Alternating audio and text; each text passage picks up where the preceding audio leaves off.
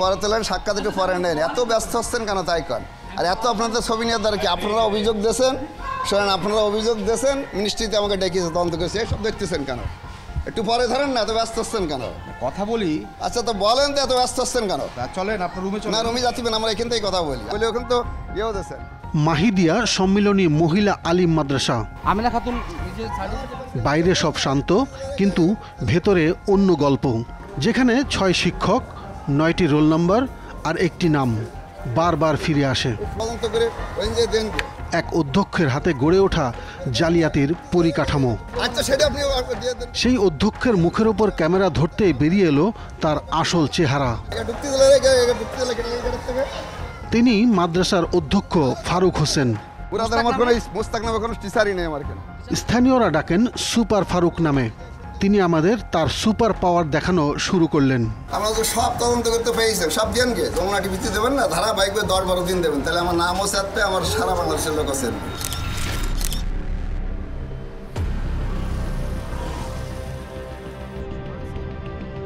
অনুসন্ধানের সূত্র পেয়ে ঢাকা থেকে আমরা রওনা হই দক্ষিণ পশ্চিমাঞ্চলের প্রাচীন জেলা যশোরে।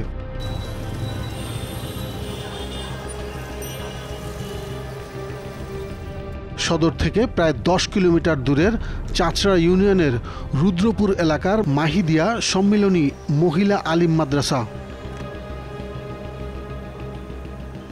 বর্তমানে এটি ফাজিল মাদ্রাসায় উন্নীত। 1996 সালে ছোট পরিসরে যাত্রা শুরু করে মাদ্রাসাটি। 2009 সালে দাখিল এবং 2014 সালে আলিম পরীক্ষায় অংশ নিতে শুরু করেন শিক্ষার্থীরা।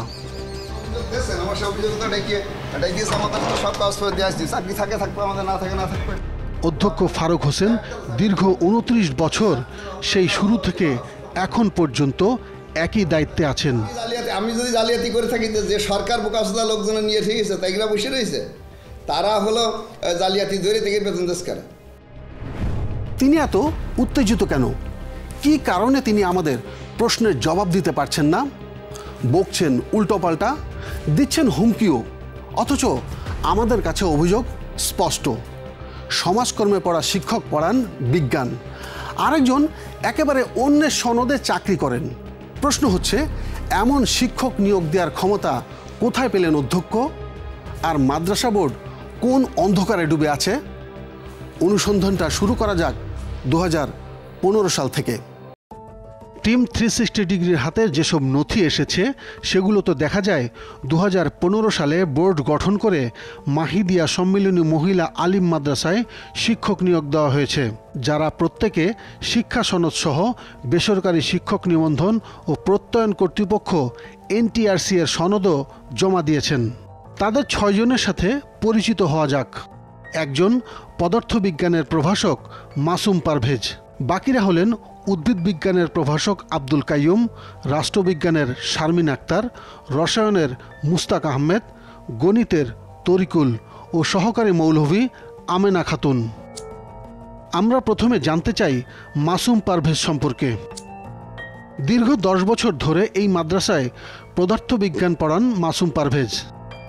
মাদ্রাসায় জমা দেওয়া নথির তথ্য বলছে, মাসুম পারভেজ যশোর ক্যান্টনমেন্ট কলেজ থেকে পদার্থে স্নাতক ও ফরিদপুর সরকারি রাজেন্দ্র কলেজ থেকে একই বিষয়ে মাস্টার্স অর্থাৎ স্নাতকোত্তর শেষ করেন। 2009 সালে মাস্টার্সে তার রোল ছিল 90435666। একই বছর শিক্ষক নিবন্ধন পরীক্ষায় কলেজ বিভাগে শতকরা 42% নম্বর পেয়ে পাশ করেন। বিষয় ছিল পদার্থ। মাহিদিয়া মাদ্রাসা নিয়োগ বোর্ডের নথিতে দেখা যায় 2012 সালে সর্বোচ্চ নম্বর পেয়ে তিনি নির্বাচিত হন, আর 2020 সালে এমপিওভুক্ত হন প্রতিষ্ঠান প্রধানের সুপারিশে। তার বিরুদ্ধে সনদ জালিয়াতির অভিযোগ ওঠে।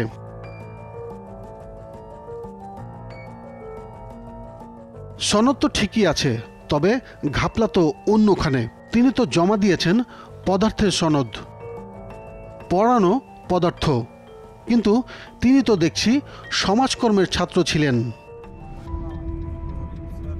সমাজের ছাত্র হয়ে বিজ্ঞান পড়ান কিভাবে জানতে আমরা কথা বলতে চাই শিক্ষক মাসুম পারভেজের সাথে। মাহিদিয়া বাজার থেকে একটু ভেতরে ঢুকেই তার বাড়ির খোঁজ মেলে। পথেই দেখা মাসুমের সাথে। আপনারা যেটা শুনছেন ওইটা, আমি সমাজকর্মীর থেকে বের হয়েছি। এখানে আমার সায়েন্সে জাস্ট পরে প্রতারণার শিকার হয়েছে। ফিজিক্সের আপনি কোনো পড়াশোনাই করেন নাই, সমাজকর্মে পড়ছেন? জি। কিন্তু আপনি ফিজিক্স মানে বাসা থেকে পড়ে গিয়ে কীভাবে পড়ান, আমি জিনিসটা ক্লিয়ার নেই। বাসা থেকে পড়ে যেতাম এবং বিভিন্ন গাইড থেকে, বই পুস্তক থেকে, অনলাইন থেকে আমি নিজের নোট করে ওই অনুযায়ী পাঠদান দিতাম। প্রশ্ন করার আগেই সরল স্বীকারোক্তি তার। আমার সাথে যেভাবে করা হয়েছে জালিয়াতি, সম্পূর্ণ জালিয়াতি করেছে।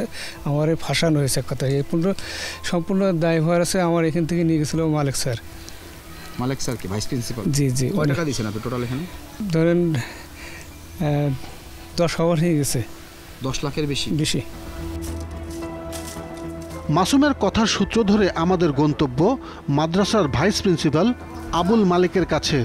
দুজনের বাড়ির দূরত্ব মাত্র 5 মিনিটের হাঁটা পথ। সমাজকর্মে পড়ে উনি ফিজিক্সের টিচার হয়ে গেলেন। এইটা আপনার হাত দিয়েই তো কাগজপত্রগুলো গেল। এই জালিয়াতি কেন হলো? কাগজপত্র তো আমি তো আর করে দেইনি, ও আমার সাথে একসাথেই গেছে যে কাগজপত্র দিয়ে আসছি। তারপরে ও প্রথম দিয়ে দিয়েছে, দেওয়ার পরে প্রিন্সিপাল স্যার বলেছে যে ঠিক করে দেবো, ভুল হয়ে গেছে, আমি ঠিক করে দেবো। বারবার ঠিক করার জন্য আবেদনও করেছে, কিন্তু ঠিক হয়নি। জাল জালিয়াতি, সনদ জাল, নিয়োগ পরীক্ষা দুর্নীতির অভিযোগ উঠলে 2023 সালে তদন্ত করে মাদ্রাসা শিক্ষা অধিদপ্তর। তদন্তে অভিযোগ প্রমাণিত হলে ওই বছরের জুন মাস থেকে মাদ্রাসার অধ্যক্ষ ফারুক হোসেন সহ 15 জনের বেতন ভাতা স্থগিত করে দেয় কর্তৃপক্ষ। পরবর্তীতে এমপিও সভার সিদ্ধান্তে 2024 সালে আরেকটি তদন্ত দল গঠন করা হয়। ওই কমিটিতে ছিলেন মাদ্রাসা শিক্ষা অধিদপ্তরের তৎকালীন উপপরিচালক জাকির হুসাইন, সহকারী পরিচালক শরীফুল ইসলাম ও খুলনা বিভাগের পরিদর্শক ইমন আমির। এই কমিটি এসে অধিকতর তদন্তের জন্য অভিযুক্ত 6 শিক্ষকের একাডেমিক ও এনটিআরসি এর সনদ যাচাইয়ের জন্য নথি পাঠিয়ে দেয় অর্থ শাখায়। 15 জন শিক্ষকের মধ্যে 9 জন শিক্ষকের নিয়োগ সংক্রান্ত ডকুমেন্টস এবং সনদ ঠিক থাকায় বেতন ভাতা ছাড়পত্রের সুপারিশ করে এমপি সভায় উপস্থাপন করা হয়। বাকি 6 জনের এনটিআরসি কর্তৃক সনদ যাচাইয়ে নিবন্ধন সনদ জাল প্রমাণিত হওয়ায় তাদের বেতন ভাতা ছাড়পত্রের কোনো সুপারিশ করা হয়নি। এই কমিটির তদন্তকে চ্যালেঞ্জ করে বসলেন 6 জনের একজন মাসুম পারভেজ। ছুটলেন উচ্চ আদালতে। এরপর গঠন হলো আরেকটি তদন্ত কমিটি। কিন্তু সেই 2 সদস্যের কমিটি অভিযুক্তদের সাথে লিয়াজো করে কিভাবে ঘটনা উল্টে দিল সেটা জানলে অবাক হয়ে যাবেন। সেটাই জানাবো ছোট্ট একটি বিরতির পর।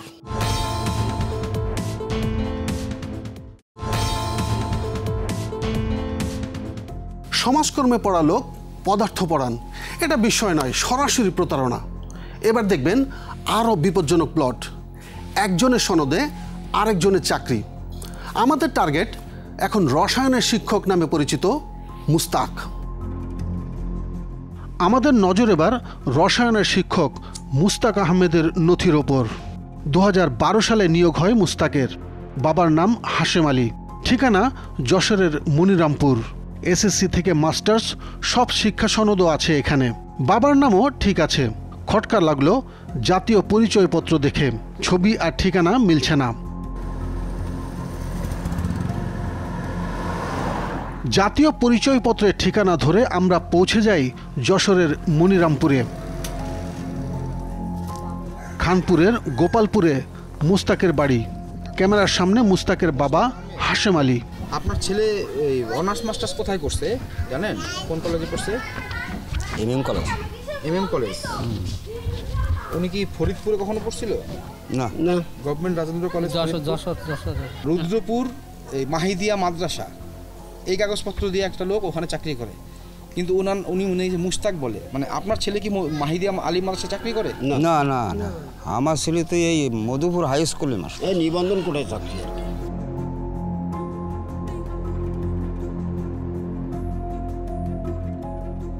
বাবা হাশেম আলীর কথার সূত্র ধরে আমরা হাজির মধুপুর বাহাদুরপুর মাধ্যমিক বিদ্যালয়ে।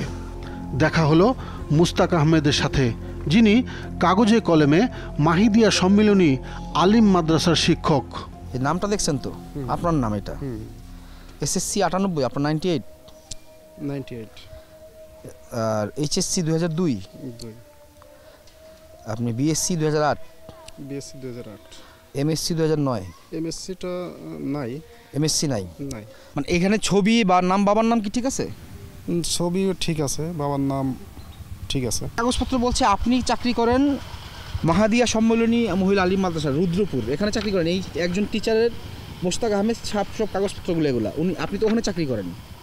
তো আমি তো ওখানে মানে যখন আমি অ্যাপ্লাই করছিলাম তখন এই প্রতিষ্ঠানে তো অ্যাপ্লাই করছিলাম কিনা আমার একটু দেখতে হবে। কিন্তু এখন পর্যন্ত আপনি ওখানেই চাকরি করেন, কাগজপত্র তাই বলছে, এমপিও ভুক্ত করা, আপনি বেতনও পান, ওখানেই মোস্তাক আহমেদ চাকরি করে। আপনি তাহলে মানে মূল মোস্তাককে আপনি মোস্তাক না? তাহলে আমি মোস্তাক, আমার নাম মোস্তাক। কাগজপাতিগুলো দেখে বুঝতে পারছি না যে আমি ওখানে অ্যাপ্লাই করছিলাম কিনা। যখন সার্কুলার দিছিল, আমি 21 সালে যখন আমি আসছিলাম, মানে 21 সালে সার্কুলারের তৃতীয় গণ বিজ্ঞপ্তিতে আমি 12 সালের জয়েন করছি উনি 2012 সালে। 12 সালে? জি। আপনি নিবন্ধন করছেন হলো 12 সালে? 12 সালে নিবন্ধন আপনি করছি। অ্যাপ্লাই করার না না না, অ্যাপ্লাই করিনি।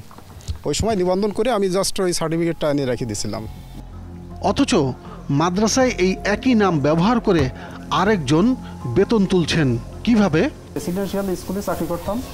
রেসিডেন্সিয়াল স্কুলের প্রিন্সিপাল হচ্ছে ওই মুরাদ স্যারের মামা। তো বললো যে আমি এখন একটা কলেজে আছি, চাষরা কোন যাই, চাষরাই কোন কলেজে আছে। এখন আমি তারপরে বললাম যে আপনার তো নিবন্ধন নেই, তো আপনি কীভাবে ঢুকলাম? বললো নিবন্ধন করে নিচ্ছি আমি, টাকা পয়সা। আমার সাথে এই যে কাগজপাতিগুলো করছে, এটা আমার নাম দিয়ে বা আমার কাগজপাতি দিয়ে এটা করা হয়েছে আমার মনে হচ্ছে সেরকম। মাদ্রাসায় যে মুস্তাকের সব সার্টিফিকেট জমা, তিনি যদি ওখানে চাকরি না করেন তাহলে এই নামে চাকরি করছে কে? মুস্তাকের কথার সূত্রে পাওয়া গেল মুরাদ নামের একজন তার নামে চাকরি করছেন সেই মাদ্রাসায়। আপনার ওই প্রতিষ্ঠানের নাম কি ওই মাহিদিয়া সম্মেলনী মহিলা আলিম মাদ্রাসা এটা? না না, তাহলে মানে আপনার ওই যে প্রতিষ্ঠান স্যার। সরাসরি কথা বলছি আসেন এখানে, আমি এখানে আছি, সরাসরি কথা বলি। আচ্ছা ঠিক আছে স্যার। সেই মুরাদকে মোবাইল ফোনে ডেকে আনা হয় মনিরামপুর উপজেলা সদর এলাকায়। এটা হচ্ছে মাহিদিয়া সম্মেলনী আলিম মাদ্রাসা। কি পড়ান আপনি? না, আমি আছে আপনার ফাজিল সেকশন, এখন এমপি ভুক্ত হয় না, এটা আমি যাই না তখন। আপনি কি সাবজেক্ট পড়ান? ইংরেজি পড়ান? জি। ওখানে আপনার পুরো নাম কি আপনার? আমার নাম মোহাম্মদ মুরাদ হোসেন। মোহাম্মদ মুরাদ হোসেন। মুস্তাক আহমেদ আপনার সাথে রেসিডেন্সিয়াল, আপনার একই বাসায় থাকতেন? আপনার পড়ানোর সময় থাকতাম একই বাসায় থাকতেন না? আপনার মামা রেসিডেন্সিয়ালের কি ছিল? প্রধান শিক্ষক ছিল। আচ্ছা। নিজেকে বারবার মুরাদ বলে দাবি করলেও মাদ্রাসা অধিদপ্তর ও মাদ্রাসায় জমা দেয়া কাগজ বলছে তিনি মুস্তাক। কিন্তু মুরাদ কিভাবে মুস্তাক হয়ে গেলেন সেই বিষয়ে কথা বলতেই নারাজ এই তরুণ। তথ্য লাগবে, কারণ কি বলেন তো এগুলো? মানে এগুলো আমাকে একটু বলেন।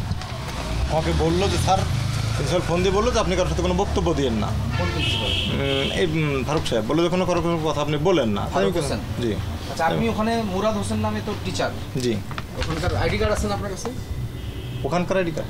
আপনি এক জায়গার টিচার, একটা স্কুল প্রতিষ্ঠান আইডি কার্ড আছে না আপনার কাছে? না, প্রতিষ্ঠানে কোনো আইডি কেউ ব্যবহার করে না, কোনো আইডি না। না না, টিচার এক জায়গার আইডি কার্ড থাকবে না? না না, ওখানকার কোনো আইডি কার্ড। মুস্তাক আহমেদ নামে কোনো টিচার আছে? আছে মনে হয়। মুস্তাক আহমেদ? আচ্ছা, একজন ছিল তো ওখানে, মুস্তাক আহমেদ নামে একজন। ওনার নাম্বার আছে আপনার কাছে? না, আমি তো ওদের সাথে সবার নাম্বার আমি রাখি না ভাবে, আমার সবার নাম্বার নাই ওদের। আমি তো প্রিন্সিপালের সাথে আমি নিয়মিত না, তো এই জন্য সবার সাথে আমি কন্ট্যাক্ট করি না।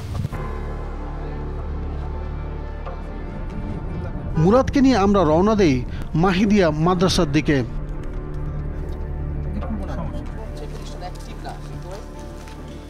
ক্যাম্পাস বন্ধ থাকলেও অধ্যক্ষের কার্যালয়ের কর্মচারী আরিফকে ডেকে আনেন তিনি। ভাই, উনি কি আপনাদের টিচার?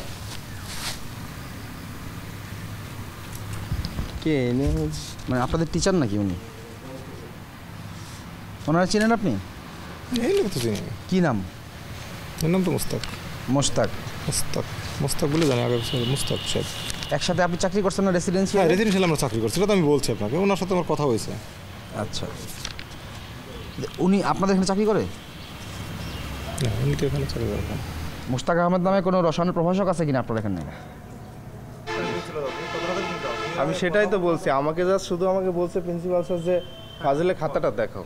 আমি আপনাকে ভাই এই পর্যন্ত আপনি এই প্রতিষ্ঠানে আছেন না, বুঝতে পারছি উনি কি আমি আছে তো কি নাই? আমি অত অস্বীকার করছি না আপনার সাথে কথাটা। না এটা ওইটা শুধু বলেন না আমাকে। কাইন্ডলি আপনি আছে বেশি ভালো হয় প্রিন্সিপালের সাথে কথা বলেন। না উনি তো ঢাকায় গেছে, কালকে আসবে। বিশেষ করে ওইটাই ভালো হয়, প্রতিষ্ঠান প্রধানই ভালো কিছু বলতে পারে। আপনার টিচার আছে কিনা আপনি বলতে পারেন না? হ্যাঁ ওইটা আছে সবচেয়ে ভালো হয়। এই মুশতাক আহমেদ নামে প্রিন্সিপাল যেটা বলছে সেটা আমার মনে হয় আপনার টিচার আছে কিনা আপনি বলতে পারেন না? এটা হলো এই পর্যন্ত সীমাবদ্ধ থাকা উচিত আর কি আমার। মাদ্রাসার কর্মচারী আরিফকে যতই প্রশ্ন করা হোক সব উত্তর যায় মাদ্রাসার অধ্যক্ষের পক্ষে।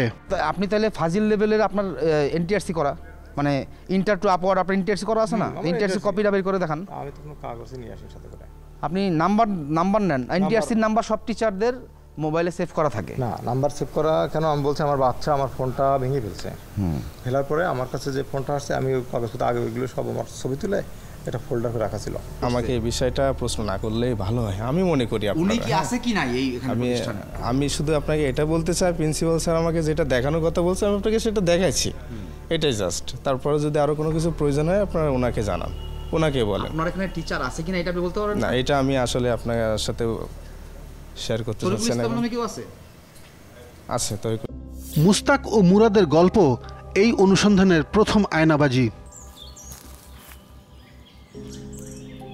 শীতের সকালে আমাদের যাত্রা রূপদিয়া আদর্শ নিম্ন মাধ্যমিক বিদ্যালয়ের দিকে।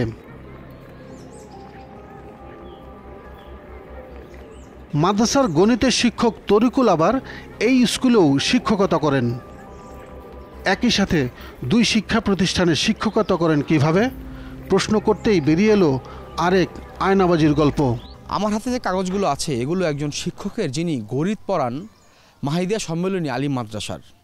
এই কাগজপত্র তার সার্টিফিকেটগুলো সব ফটোকপিগুলো এখানে রয়েছে, কিন্তু এগুলোর মূল কপি আমার পাশে যিনি বসে রয়েছেন সেই তরিকুল ইসলামের কাছে। তাহলে আসলে আসল তরিকুল ইসলাম কে? আপনার কাছে সব মূল কপিগুলো কেন?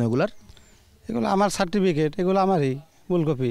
23 সালে গণবিজ্ঞপ্তিতে অর্থাৎ এনটিসির নিয়োগের যখন আবেদন করতে যাই কলেজ পর্যায়ে লেকচারার পদে, তখন আমার এই যে সার্টিফিকেটের এই রোল রেজিস্ট্রেশন নাম্বার যখন ইনপুট করায় কম্পিউটারে, তখন ওখানে দেখায় যে ইউ হ্যাভ অলরেডি ইন্ডেক্সড, অর্থাৎ আমার আবেদন আর নিচ্ছে না। পরে আমি আর আবেদন করতে পারিনি। পরে অনেক খোঁজাখুঁজি অনেক এই করার পরে আমি আসলে ব্যাপারটা জানতে পারলাম যে আমার গ্রামেই বাড়ি, আমার নামেই নাম, আমার তরিকুল ইসলাম। উনি এই আমার এই রোল রেজিস্ট্রেশন সবগুলো ইউজ করে মানে ওখানে চাকরি করতেছে। আমি ওখানে তারে পরে ধরলাম, ধরে ওখানকার প্রিন্সিপাল ওনারে ধরলাম, তারপরে ওই তরিকুললে ধরলাম, বলে যে ওটা আমি করিনি, ওটা প্রিন্সিপাল করেছে। প্রমাণ হিসেবে তার সব সনদ আমাদের দেখালেন। কিন্তু তাহলে মাদ্রাসায় গণিত পড়ান কোন তরিকুল? 15 সালে যখন ওকে তখন তো কমিটির আন্ডারে ছিল, তখন তার এনটিসিআরে যায়নি নিয়োগ। তখন ওই নিয়োগের সময় ওকে সার্কুলার ছিল এবং নিয়োগ বোর্ড করার জন্য নিম্নপক্ষে 3 জনের লাগে, উপস্থিতি লাগে বোর্ড। তো ওখানে আমি আবেদন করছিলাম যে ওই পদে মানে লেকচারার পদে, কিন্তু পরে তারা অ্যাডমিট কার্ডও দেয়নি, কোনো এই আপনার নিয়োগ বোর্ডও করেনি। কিছুদিন পরে আমি জানতে পারলাম যে নিয়োগ নাকি হয়ে গেছে। এই কাগজপত্র যে তরিকুল রয়েছেন, তাহলে যিনি শিক্ষকতা করাচ্ছেন সেই তরিকুলকে সেটা জানতে আমাদের মুখোমুখি হওয়া উচিত ওই তরিকুল ইসলামের। আমরা যেতে চাই মাহাদিয়া সম্মেলনী আলিম মাদ্রাসায়, সেখানে গেলেই হয়তো আমাদের খোঁজ মিলবে মূল তরিকুলের।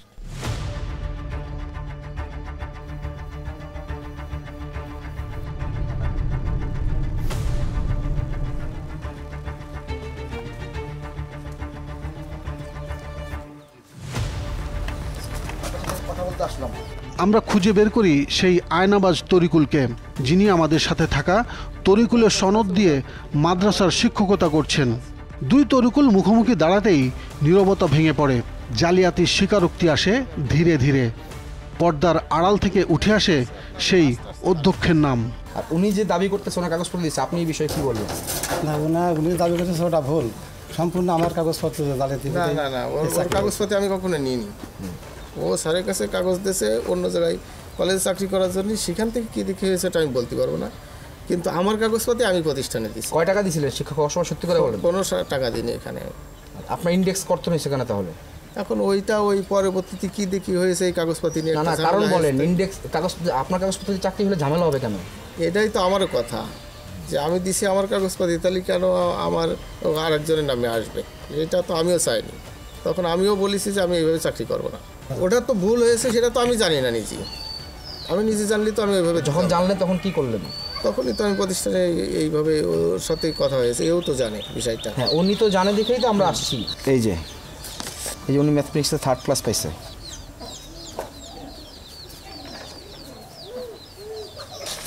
মূলত এই তরিকুল ইসলামের কাগজপত্র দিয়ে এই তরিকুল ইসলাম যে চাকরি করেছেন গত কয়েক বছর ধরে, যখন অধিদপ্তরের তদন্তে প্রমাণিত হয় যে তিনি জালিয়াতি করেছেন অন্যের কাগজপত্র দিয়ে, তখন তার ইন্ডেক্স নাম্বার কর্তন করা হয়।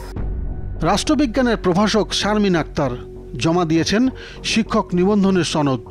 রোল নম্বরটি সিস্টেমে খুঁজতেই ভেসে ওঠে অন্য এক নাম, শিমুল হোসেন। শিমুলের সনদ দিয়ে কিভাবে শিক্ষকতা করছেন শারমিন জানতে তার বাড়ি ও কর্মস্থলে গিয়ে দেখা মেলেনি তার। মোবাইল ফোনও বন্ধ। অনুসন্ধানের এই পর্যায়ে আরও একটি চটকদার তথ্য আসে আমাদের হাতে।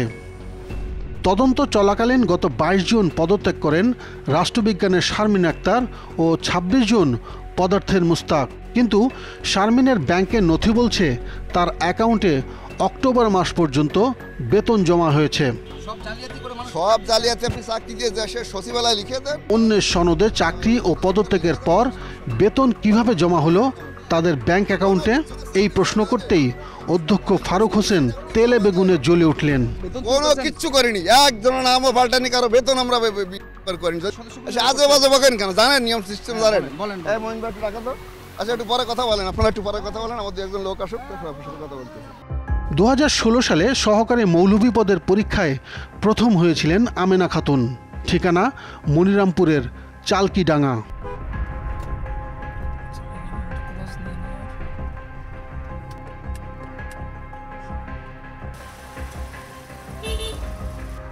সেই ঠিকানায় গেলে জানা গেল বিয়ের পর তিনি থাকেন চৌগাছায়। আমেনা খাতুনের বাবার বাড়ি এটা? হ্যাঁ, আমেনা খাতুনের বাবার বাড়ি। বাবার নাম আব্দুল গফুর? জি। উনি কোথায় চাকরি করে? চৌগাছায়। হ্যাঁ, ইনি আমেনা বা। উনি কি আমেনা? হ্যাঁ হ্যাঁ, ইনি আমেনা। চৌগাছার একটি প্রতিষ্ঠানের শিক্ষক আমেনা অবাক হলেন আরেকটি প্রতিষ্ঠানে সহকারী মৌলভী পদে চাকরির খবর শুনে। আপনার বাবার নাম কি আব্দুল গফুর? জি। আচ্ছা আবার আপনার বাড়িতে আসছিলাম, আপনি তো চৌগাছায় থাকেন শুনলাম। হ্যাঁ হ্যাঁ, চৌগাছা। আমি সিংহজুলি আলিম মাদ্রাসায় চাকরি করি। কোথায়? সিংহজুলি আলিম মাদ্রাসা। না না, আমি ওখানে চাকরির জন্য কাগজপত্র দিয়েছিলাম, কিন্তু আমার এনটিআরসি থেকে যখন চাকরি হয়েছে তখন আমি এখানে চাকরি করি, ওখানে আমি পড়াই না। আচ্ছা, কিন্তু ওখানে আমেনা খাতুন নামে একজন টিচার এই কাগজপত্র দিয়েই উনি শিক্ষকতা করছেন, আপনি কি এটা জানেন? না না, ওইটা আমি জানি না। আপনি কবে এখানে আবেদন করেছিলেন? এটা আমার চাকরির আগে, আমার এখানে 22-এ চাকরি হয়েছে, হয়তো 14-15 সালের দিকে। আচ্ছা, দরখাস্ত দিয়ে আসছিল ওখানে। আমি তো রীতিমতো ভয় পাচ্ছি, বুঝেছেন? আমি তো আসলে এইসব জড়িত না, আমি বলতেও পারছি না কিছু। আমি তো অবাক হয়ে গেছি। আমার তো নিয়োগ বৈধভাবে এনটিআরসি তে চয়েস দিয়ে এনটিআরসি থেকে আমার এই চৌগাছায় পাঠাইছে, বুঝেছেন? তাহলে তার নাম ব্যবহার করে সেই মাদ্রাসায় কে চাকরি করছেন? আবারও আমরা ফিরতে চাই আমেনার নিয়োগ ফলাফলে। নিয়োগ ফলাফলে দেখা যায় মাহাদিয়া গ্রামের আসমা খাতুন নামের আরেক পরীক্ষার্থী। অনুসন্ধানে জানা যায় এই আসমাই অধ্যক্ষ ফারুক হোসেনের তৃতীয় স্ত্রী, স্থানীয়ভাবে পরিচিত মৌসুমী নামে। আমরা আরও পরিষ্কার হই অধ্যক্ষের দ্বিতীয় স্ত্রী জুয়ের সাথে কথা বলার পর। বাবার নাম তো কিতাব আলী? হ্যাঁ, আমার বাবার নাম। আপনার চাচাতো ভাই হলো জানেব আলী? হ্যাঁ, জানেব আলী। আপনাকে উনি আগে বিয়ে করছেন ফারুক সাহেব? হ্যাঁ। তার ওই পরে ওনাকে বিয়ে করছেন? হ্যাঁ, পরে। আপনার বোনের নাম আসমা খাতুন? হ্যাঁ। ওনার একটু এটা একটু বলেন, আপনার বোনের নাম তো আসমা খাতুন? হ্যাঁ হ্যাঁ। তাহলে এখানে আমেনা খাতুন নামে উনি শিক্ষকতা করে কিনা? করে, এই জায়গায় শিক্ষকতা করে। এখন আমেনা নামও আছে, আসমা আছে, মৌসুমী আছে, এখন অনেকটা নাম মা বাবার ইচ্ছা রেখেছে। এখন কোন নামে যে প্রতিষ্ঠানে চাকরি করে এটা আমি বলতে পারি না, কারণ আমাদের পারিবারিক বিষয় তো বোঝেন তো, সতী যা যাইলি তাই পড়ে না, তাহলে সতীনের ভিতরে কথা কি আরেকজনের বলে, সবই তো বোঝেন। উনি তো এখানে শিক্ষকতা করে না? করে, শিক্ষকতা করে। সতীন এবং আপনার চাচাতো বোন? আমার নিজের বোন, ওইটা বাদ দেন, ওই সাবজেক্টটা বাদ দেন, নিজের বোন ধরো। মানে আমেনা খাতুন নামে যে চাকরি করেন তার নাম মৌসুমী আসমা আক্তার, উনি প্রিন্সিপালের ওয়াইফ কিনা? এই ব্যাপারটা বিস্তারিত বলেন। এর বিস্তারিত ও আছে নামটা আমেনা খাতুনই। কাগজ কলমে আমেনা খাতুন, বাস্তবে তো আমেনা খাতুন না। এখন ওর আর অন্য কোনো নাম আছে কিনা, আসমা খাতুন বলে আমরা চিনি, আমেনা খাতুন কি অন্য আসল নাম এটা আমি বলতে পারবো না। একটু প্রিন্সিপাল স্যারের সাথে দয়া করে। প্রিন্সিপালের কততম স্ত্রী? সবার ছোট। আমেনা খাতুন কি জায়গায়? কিরা তো আমার চেনা আছে নাকি?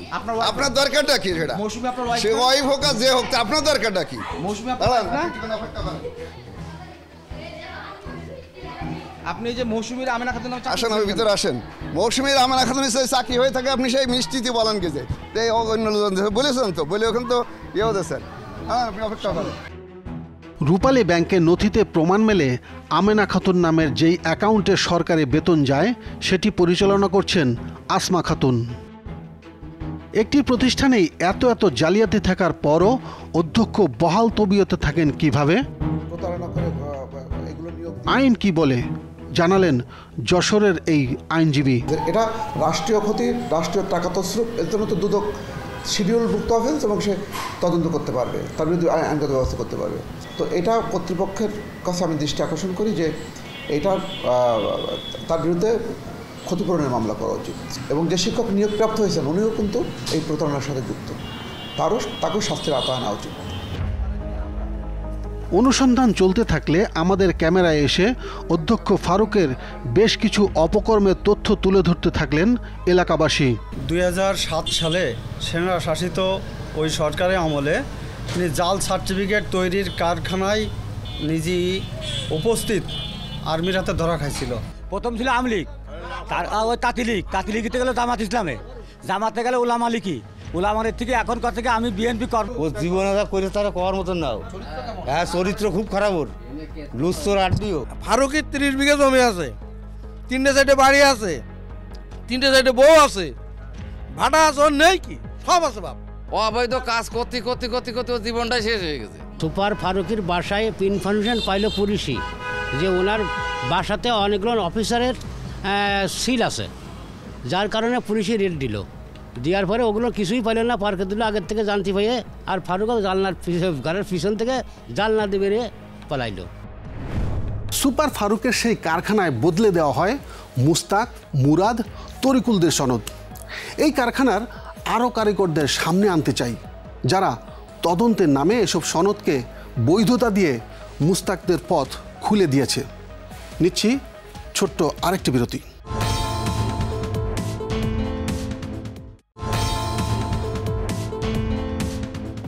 সব শিক্ষকই বলছেন তারা নাকি কিছুই জানতেন না, কিন্তু সব লেনদেন, সব সনদ, সব নিয়োগ গিয়ে থামে একজনের কাছেই। তিনি হলেন অধ্যক্ষ ফারুক। এবার সামনে আসছে আরেক শিক্ষকের গল্প, আরও চাঞ্চল্যকর, আরও অবাক করার মতো। 2012 সালে উদ্ভিদ বিজ্ঞানের প্রভাষক হিসেবে নিয়োগ পান আব্দুল কাইয়ুম। 2020 সাল থেকে পান সরকারি বেতন ভাতা, কিন্তু খোঁজ নিয়ে জানা যায় বহুদিন মাদ্রাসায় আসেন না তিনি।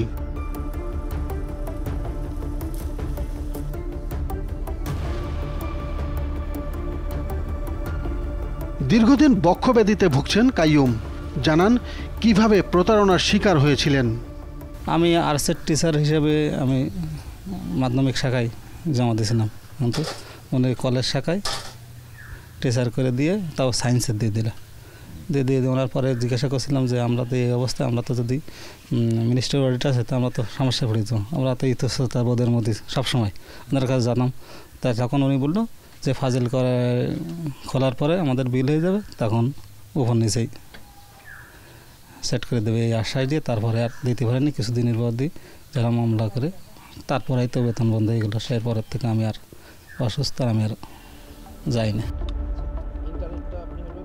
নিয়োগের টাকার লেনদেন নিয়েও মুখ খোলেন তিনি। আমার মামা শ্বশুর রহিম, আব্দুর রহিম, ওনার বন্ধু মানুষ ফারুক, সুপার ফারুক, ওনাদের বাসায় আমি যখন যাই প্রথম আমার কাছ থেকে 1 লাখ টাকা নিল, তারপর একদম 3 লাখ টাকা নিল, 4 লাখ টাকা নিল। তারপরে আবার যখন বিল হবে তখন বললে টাকা দাও, দেব। পরে আবার 4 লাখ টাকা নিল। সব মিলিয়ে কত দিলেন? 8 লাখ টাকা। ঘুষের বিনিময়ে জাল কাগজ মেরামত করে শিক্ষক কিভাবে নিয়োগ দিতে হয় সেই কেরামতি ভালোই জানেন অধ্যক্ষ ফারুক হোসেন।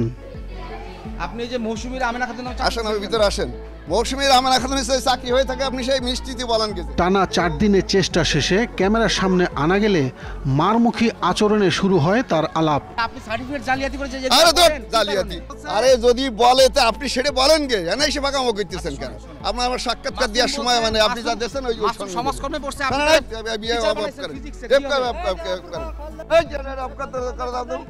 কোনো কিচ্ছু করেনি, বাজে কথা কেন কেন?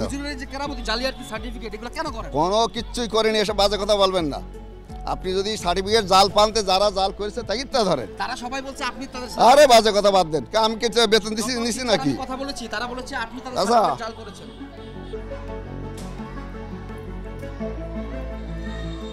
নানা অনিয়ম নিয়ে আমরা মুখোমুখি হয়েছিলাম এই প্রতিষ্ঠানের যিনি অধ্যক্ষ ফারুক হোসেনের। একসময় তিনি পরোক্ষভাবে আমাদের নানা ধরনের হুমকি দামকেও দেন এবং স্থানীয় নানান নেতাদের ডেকে আনেন। হুজুরের এই আচরণ জানানো হয় যশোরের পুলিশ সুপারকে।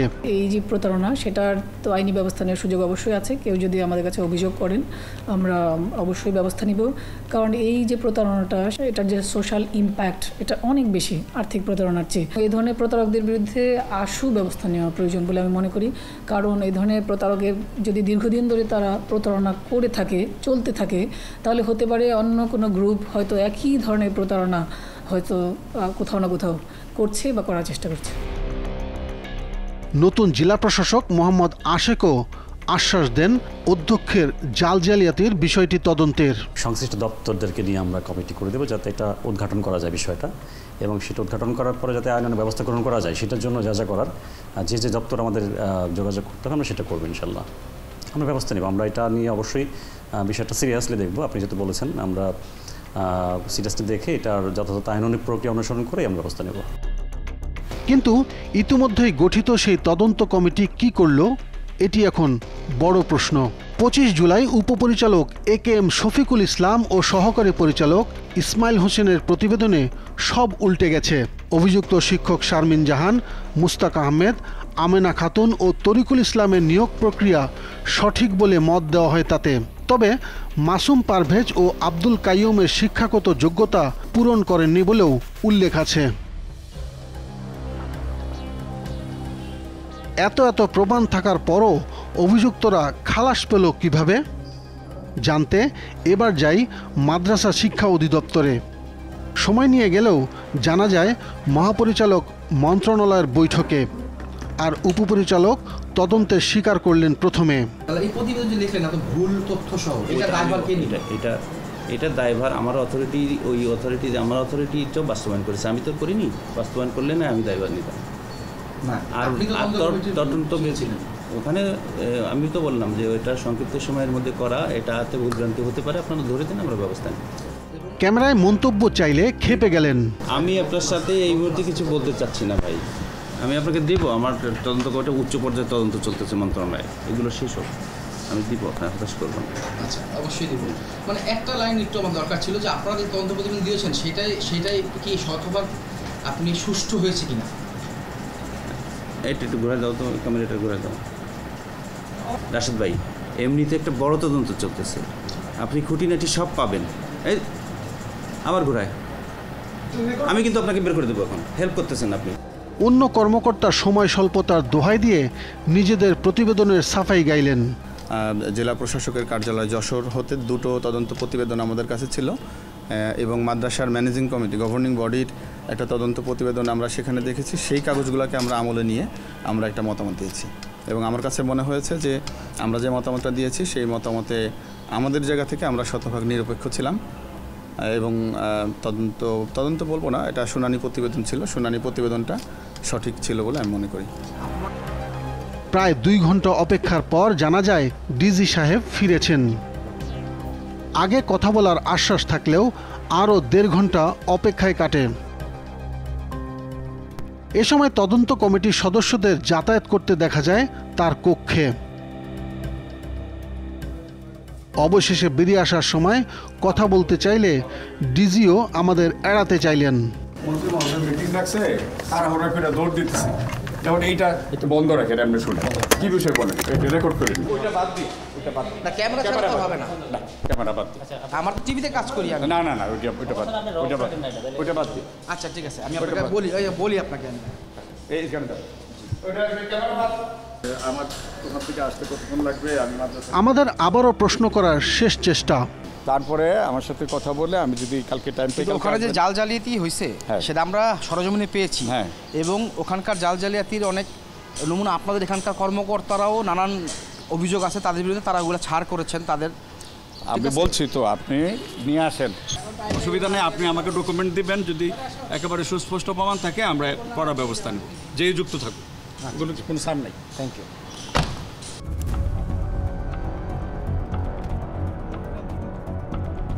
আমরা আবারও ফিরতে চাই যশোরে। যশোর সদরের চাঁচড়া ইউনিয়নের পাশেই গোয়ালদা ইউনিয়ন। মূল সড়ক থেকে ঢুকতেই মিনিট পাঁচেকের মধ্যে দেখা মেলে বিশাল এক ইটভাটার। এলাকার মানুষ যাকে চেনে সুপার ভাটা নামে। ভাটার বিস্তারিত জানতে কথা হয় ম্যানেজার রিমু শেখের সঙ্গে। ইটভাটার মালিক হতে অধ্যক্ষ ফারুক হোসেন। 25 বিঘাই হবে, 25-এর বেশি ছিল, আমরা কিছু ছেড়ে দিয়েছি। ছাড়পত্র নাই আপনাদের? ছাড়পত্র আছে আমাদের, প্রথম ছিল, পরবর্তীতে মনে হয় ওগুলো ইস্যু করি নাই আমার খুব সম্ভবত, সেক্ষেত্রে হয়তো ভেঙে যেতে পারে পরিবেশটা। স্থানীয়দের সাথে কথা বলে জানা যায় 5 আগস্টের পট পরিবর্তনের পর স্থানীয় বিএনপি ও জামাত নেতাদেরও ইটভাটার শেয়ারে যুক্ত করেছেন ফারুক হোসেন। এত অভিযোগ যার বিরুদ্ধে, তিনি মাদ্রাসা সুপার ফারুক হোসেন। তবে এই জালিয়াতি, এই অভিনব প্রতারণা করে কিন্তু ক্ষান্ত হননি, তিনি কিন্তু নিজের সম্পত্তিও বাড়িয়েছেন। এই যে ইটভাটা দেখতে পাচ্ছেন, প্রায় 25 বিঘা জমির উপরে এই ইটভাটা অবস্থিত এবং 400 লোক এখানে কাজ করেন এবং এই ইটভাটার নামও কিন্তু তার সাথে মিলানো সুপার ব্রিক্স। স্থানীয়দের ভাষ্য, আওয়ামী লীগ আমলে নিজেকে তাঁতি লীগের নেতা পরিচয় দিতেন। 5 আগস্টের পর প্রথমে জামাত, পরে বিএনপির আশ্রয়ে সুবিধা নেওয়ার চেষ্টা করছেন।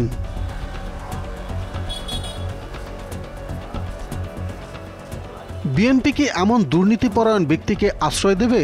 জানতে যাই যশোর জেলা বিএনপির সভাপতি অ্যাডভোকেট সৈয়দ সাবিরুল হক সাবুর কাছে। এই ধরনের কিছু দুর্বৃত্ত সমাজে আছে যারা শিক্ষা প্রতিষ্ঠানগুলো ধ্বংস করছে, শিক্ষার মান নিম্ন করছে এবং তাদের ব্যাপারে আমার মনে হয় সর্বস্তরের মানুষকেই একটা সজাগ দৃষ্টি রাখা উচিত এবং প্রতিরোধ করা উচিত ছাড়া ভিন্ন কোনো পথ। মানে দুর্বৃত্ত সমাজচ্যুত কোনো মানুষ আমার পার্টির মানে সংগঠনের সঙ্গে সম্পৃক্ত হওয়ার কোনো সুযোগ আছে বলে আমি মনে করি না এবং এই ব্যাপারে আমরা খুব দৃঢ়ভাবে এটা দেখব।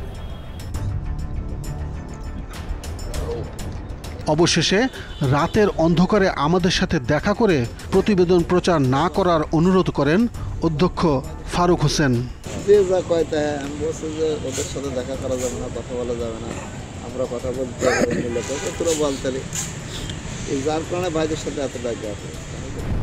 রাতের অন্ধকারে সুপার ফারুকের ক্ষমা প্রার্থনা প্রমাণ করে তিনি সত্য লুকাতে চান। তবে সত্য গোপন নয়, সত্যকে সবসময় সামনে নিয়ে আসে টিম 360 ডিগ্রি। পুরো অনুসন্ধানে বেরিয়ে এলো অবাক করার মতো সব তথ্য, প্রমাণ, জাল সনদ। তারপরও তদন্ত প্রতিবেদনে অভিযুক্তরা সবাই খালাস। প্রশ্ন হলো, এই খালাসের পেছনে লুকিয়ে আছে কার স্বার্থ? দর্শক, আপনাদের কাছে কোনো অভিযোগ থাকলে জানাতে পারেন পর্দায় দেখানো মাধ্যমগুলোতে। তবে কথা কিন্তু একটাই, ভালো থাকবেন, ভালো রাখবেন।